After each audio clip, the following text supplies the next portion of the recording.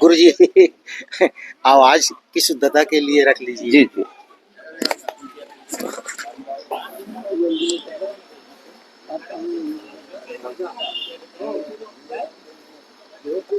सदगुरु भगवान की जय। अखंड मंडलाकारं व्याप्तं येन चराचरं तत्पदं दर्शितं येन तस्मै श्री गुरुवे नमः। परम मंगल में विश्व परमात्मा एवं परमात्म स्वरूप तत्वदर्शी सदगुरु के चरणों में नमन करते हुए मैं अपना स्वानुभव आप सबके समक्ष रख रहा हूं। अनेक जन्म की संसिद्धि प्राप्त सभी पुण्यवान अभिन्नाश्रु सज्जनों एवं शक्ति स्वरूप देवियों, अभी आप सबने प्रशांत चित्त से ये विश्व ही विश्व परमात्मा है, हम इस प्रत्यक्ष दिखने वाले विश्व परमात्मा के एक अंश हैं। अंश अंशी भाव से हमारा निज मूल स्वरूप यही विश्व है और ये विश्व ही विश्व परमात्मा है। ये प्रशांत चित्त से हमने सुना। आदरणीय श्री जो पूर्व सेवानिवृत्त शिक्षा अधिकारी रहे, उन्होंने अपने सरल सुवाच्य शब्दों में हमें लक्ष्य कराया।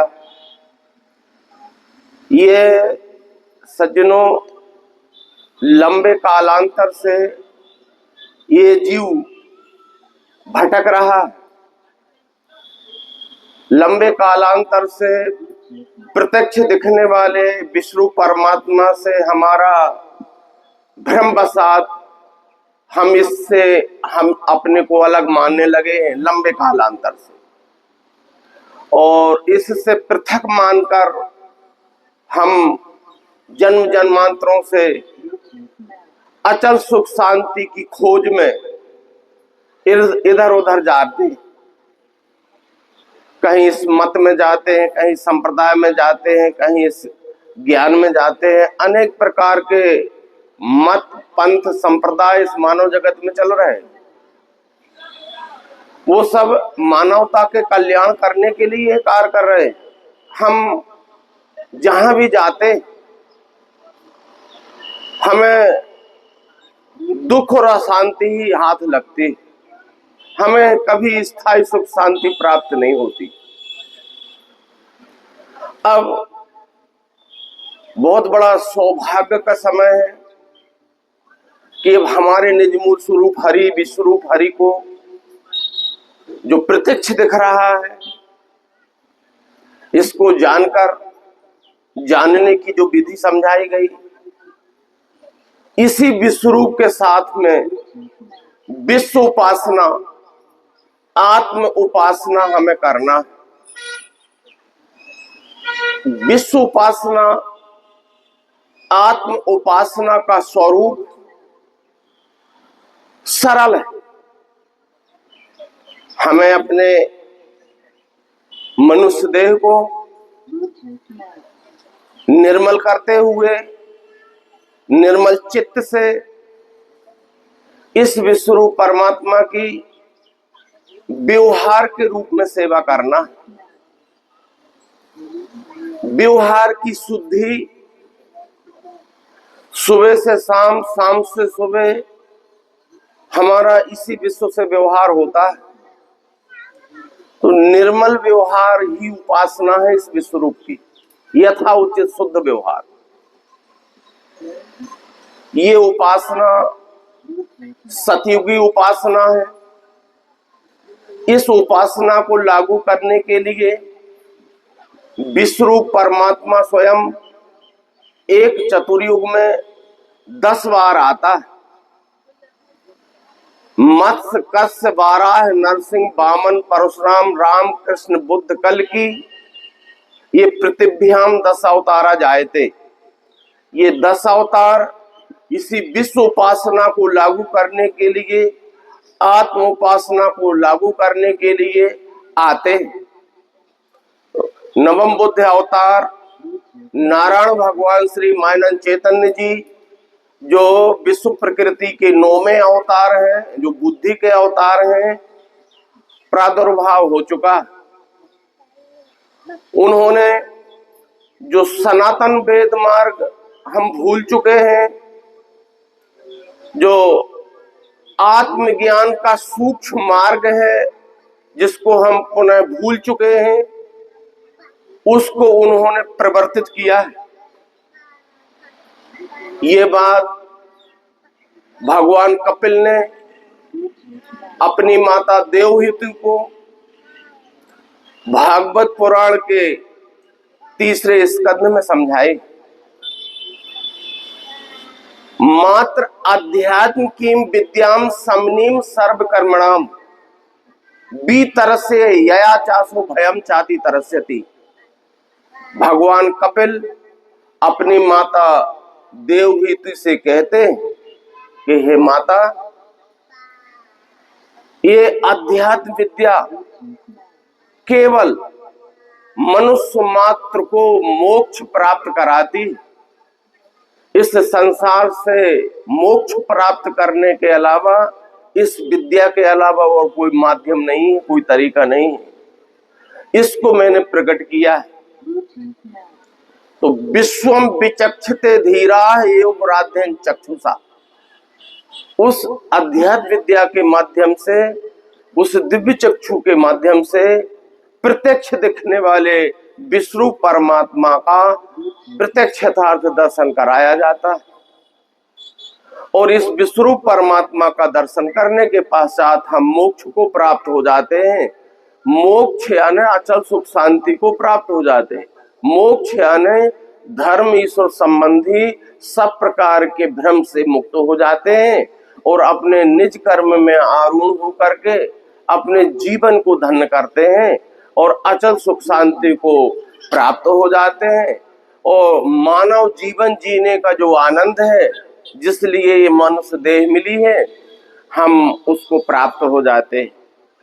ये आत्मज्ञान का सूक्ष्म मार्ग, जो मानवता का मार्ग रहा है, जो परस्पर प्रेम और एकात्मता का मार्ग रहा है, जो सज्जनता का मार्ग रहा है, जो सत संस्कारों का मार्ग रहा है, जो सत्य आचरण के व्यवहार का मार्ग रहा है, वो हम भूल गए और वो लुप्त हो गया है।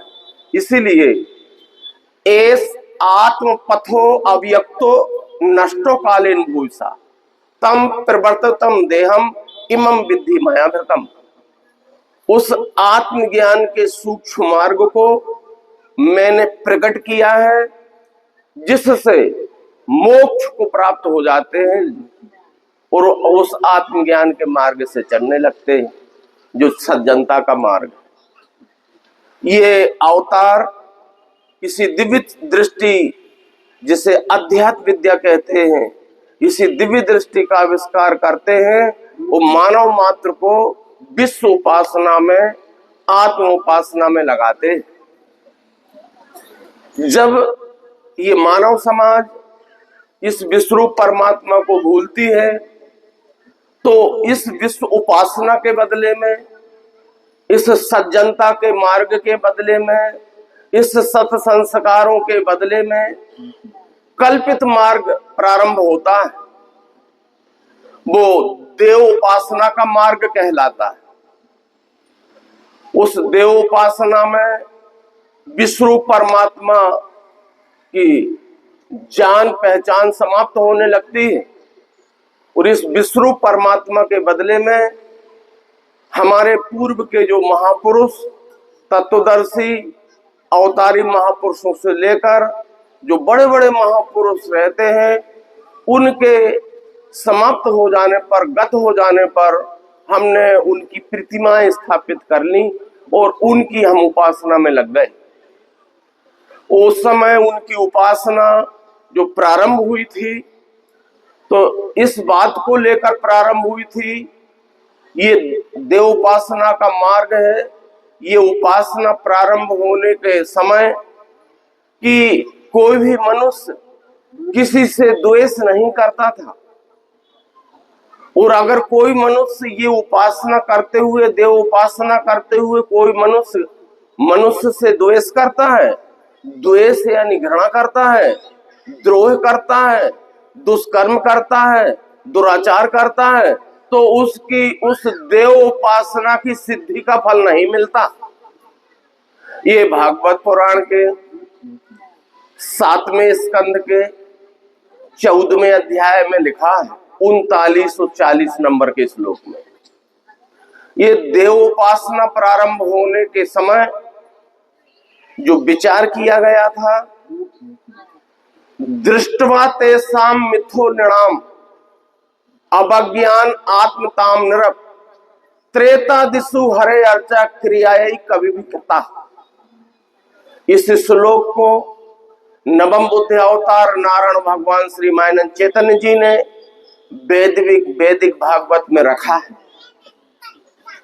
इस श्लोक का आशय है कि जब ये देव उपासना प्रारंभ हुई थी, उस समय नारद जी ने युधिष्ठिर से कहा कि उस समय विद्वानों ने जब देखा, त्रेता आदि युगों में विद्वानों ने देखा कि मनुष्य एक दूसरे का अपमान आदि करने लगे, यानी मनुष्य के साथ दुर्व्यवहार करने में लग गया, द्रोह करने में लग गया मनुष्य। उस समय मनुष्यों को उपासना की सिद्धि के लिए भगवान की प्रतिमा की प्रतिष्ठा स्थापित की गई। ये यहां से देव उपासना प्रारंभ होती। ततो अर्चायाम हरिम केचे संश्रद्ध्याय सपर्याय उपासत उपासता भी नार्थदा पुरुष द्विषाम।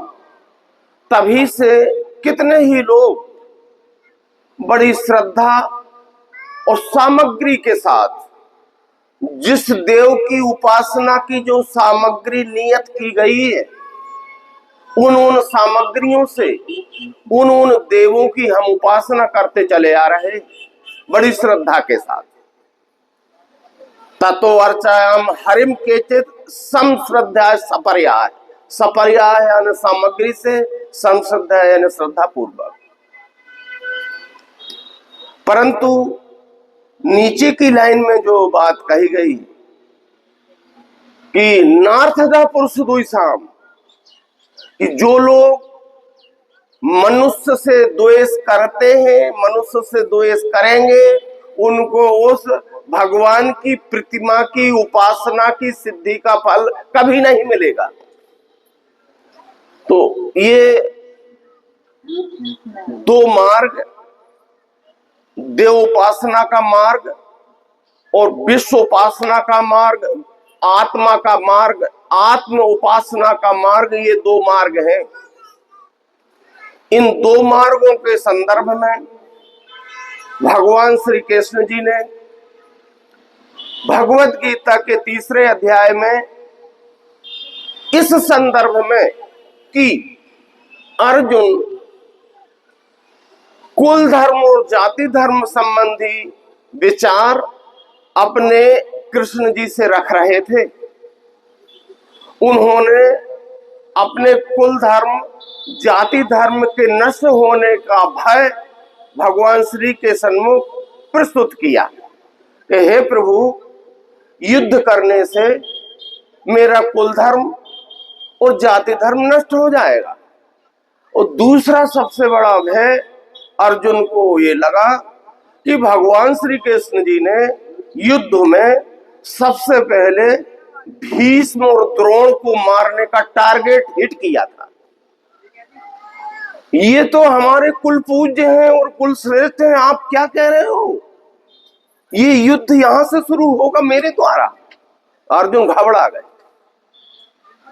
जब सबसे पहले बोलो जहां कल्याण में लखो, तो कृष्ण जी समझ गए कि मैंने दूसरे अध्याय में जो तत्व ज्ञान समझाया और जो सतयुगी आचरण जीवन पद्धति समझाई 55 से 72 श्लोक में, इसको कुछ भी समझ में नहीं आया। तो कृष्ण जी कहते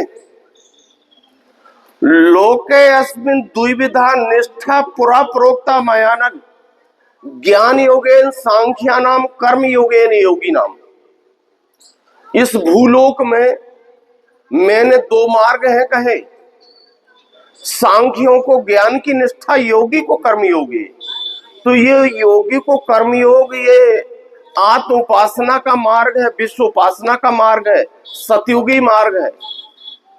और सांख्यों को ज्ञान की निष्ठा, वहां सांख्य मतानुसार अनेक संप्रदाय, विचार संप्रदाय पैदा हो चुके थे। तो परम भूय प्रवक्ष्यामि ज्ञानानाम ज्ञानमुत्तमम्, उन ज्ञानों में जो परोक्ष ज्ञान, जो परोक्ष ज्ञानी जो परोक्ष ज्ञान चला रहे थे उस समय के, तो उन सब ज्ञानों में श्रेष्ठ ज्ञान मैं तुझे बताता हूं।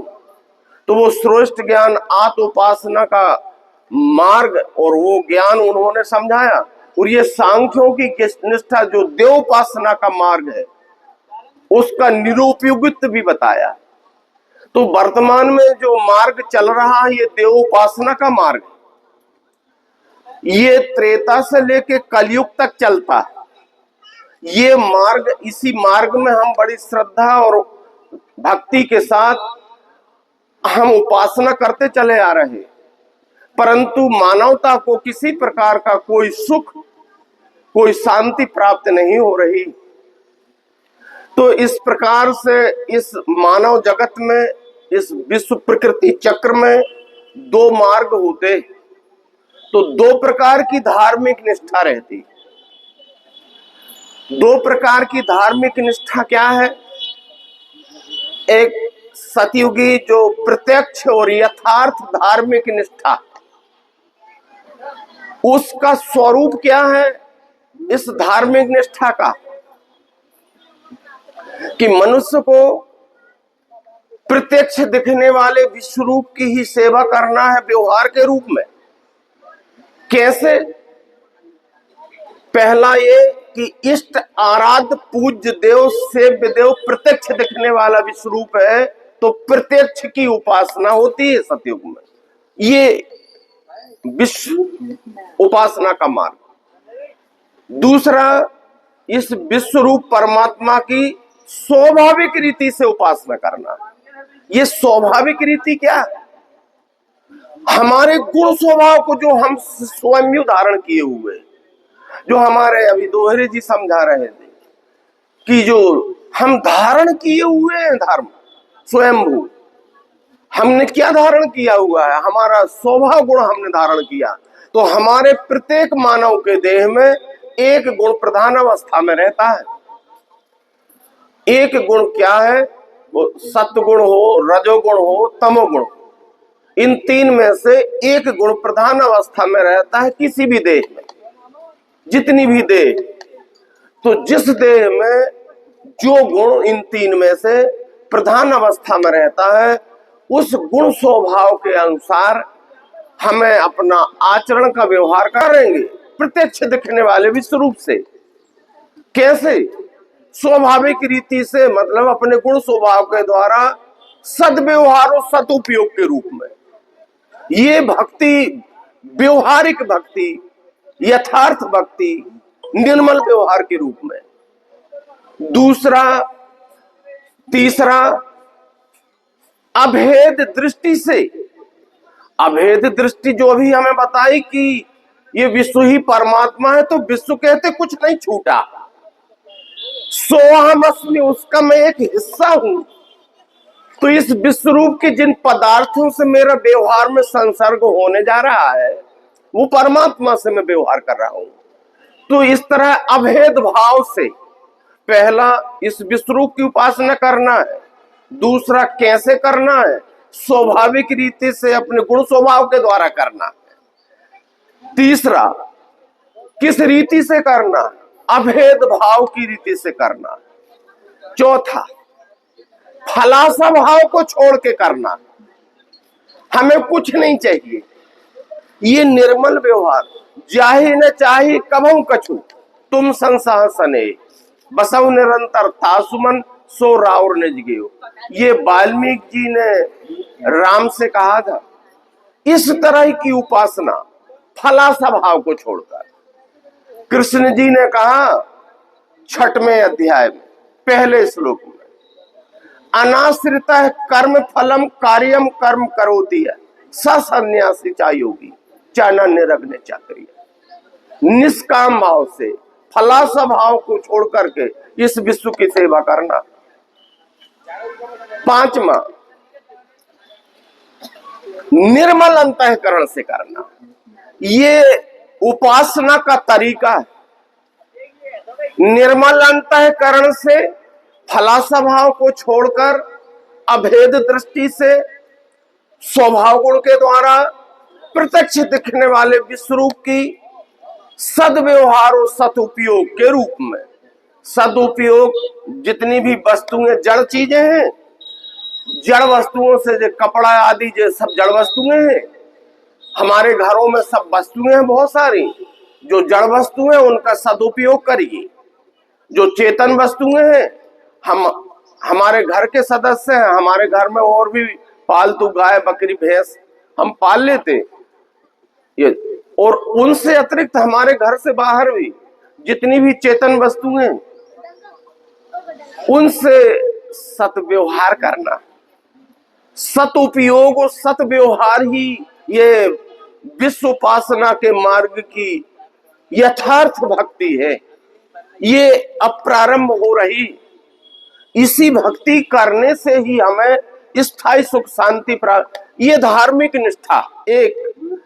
दूसरी तरफ जब आज हम देव उपासना करते चले आ रहे हैं, इस उपासना का निरूपयोगित्व भगवान श्री कृष्ण जी ने बताया।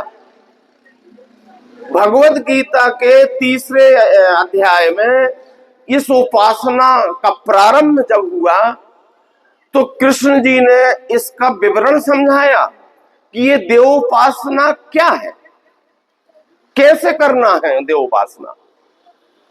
और ये देवोपासना प्रारंभ होने का कारण भगवान श्री कृष्ण जी समझा रहे हैं। भगवत गीता के 3 अध्याय में 9 नंबर के श्लोक से थोड़ा सा विचार करेंगे कि ये देवोपासना त्रेता से कैसे प्रारंभ हुई। यज्ञ अर्थात कर्मणो अन्यत्र लोको एवं कर्म बंधना तदर्थम कर्म कोन्ते मुक्त संज्ञा समाचार। यज्ञ प्रीति अर्थ भी कर्म, अन्य कर्म बंधी कर्म उसके लिए पार्थ करना संग त्याग के। यानी ब्रह्मदेव कह रहे उस समय के लोगों से, यानी ब्रह्मा जी, ये ब्रह्मा जी ने कहा उस समय के लोगों से कि सब लोग यज्ञ करो। कौन सा यज्ञ? द्रव्य यज्ञ। विश्व की विशेष कीमती सामग्री लाओ और सामग्रियों से देवताओं के नाम पे यज्ञ करो। तो ये देवताओं के नाम पे जो देवोपासना का मार्ग है, इसमें क्या हुआ कि देवों के नाम पे, विश्व रूप को छोड़कर के देवों के नाम पे यज्ञ दान तप की परंपरा चालू हुई। दूसरा, कैसे? अस्वाभाविक रीति से। अस्वाभाविक रीति का मतलब इस विश्व की बेश कीमती सामग्री से देवी देवताओं की पूजा की जाती है। तीसरा, भेद दृष्टि से पूजा होती रहती है।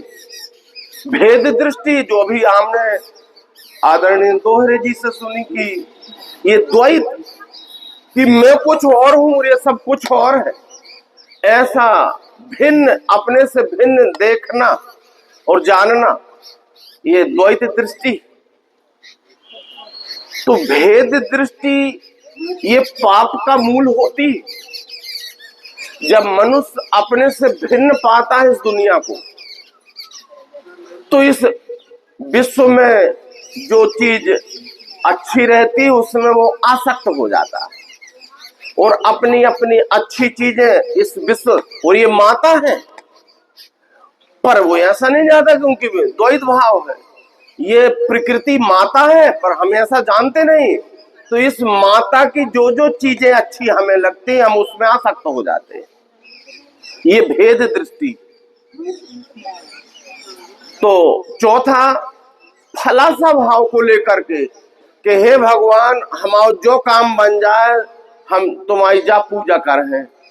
हे भगवान हमारो जो काम बन जाए हम तुम्हारे कामनाओं को लेकर के।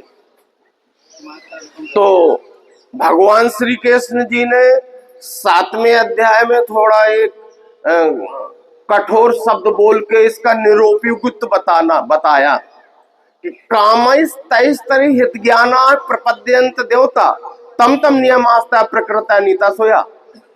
7वें अध्याय का ये 20 नंबर का श्लोक है। यानी कृष्ण जी कहते हैं अनेक कामनाओं वाले मूर्ख अपने स्वभाव से पूजे अनेक देवों को, उनके नेम आचरे। तो ये जो देव उपासना का मार्ग है इसमें पहला क्या है, देवों की उपासना करना पड़ती है। कैसे करना पड़ती है? अस्वाभाविक रीति से करना पड़ती है।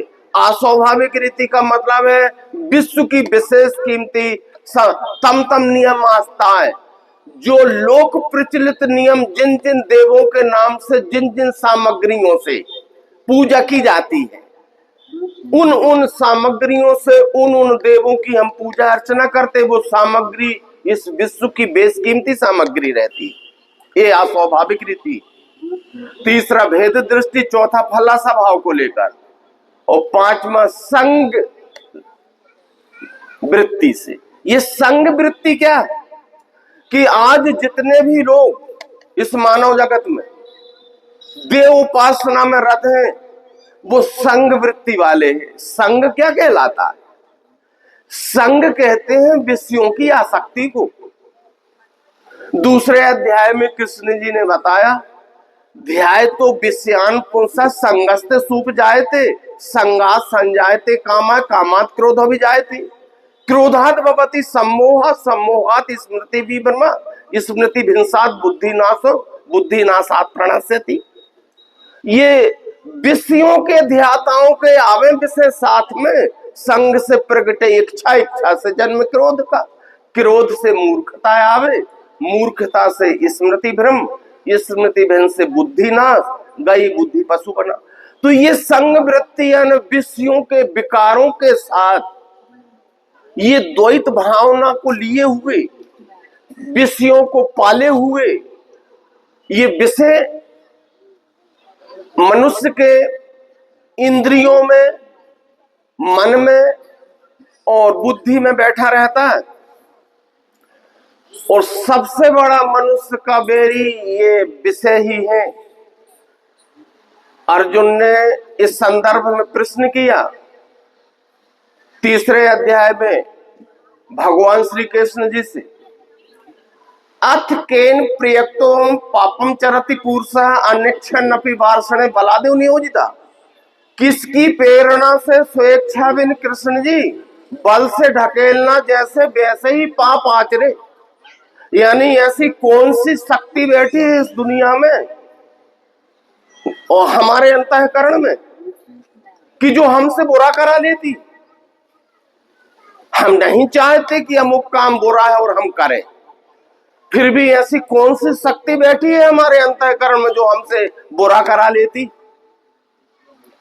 तो कृष्ण जी ने बताया कारण कि ये सब मनुष्य आज बुरा कर्म कर रहे, दुष्कृत का मानवों से होने वाले दुष्कृत का शब्दों में वर्णन नहीं किया जा सकता।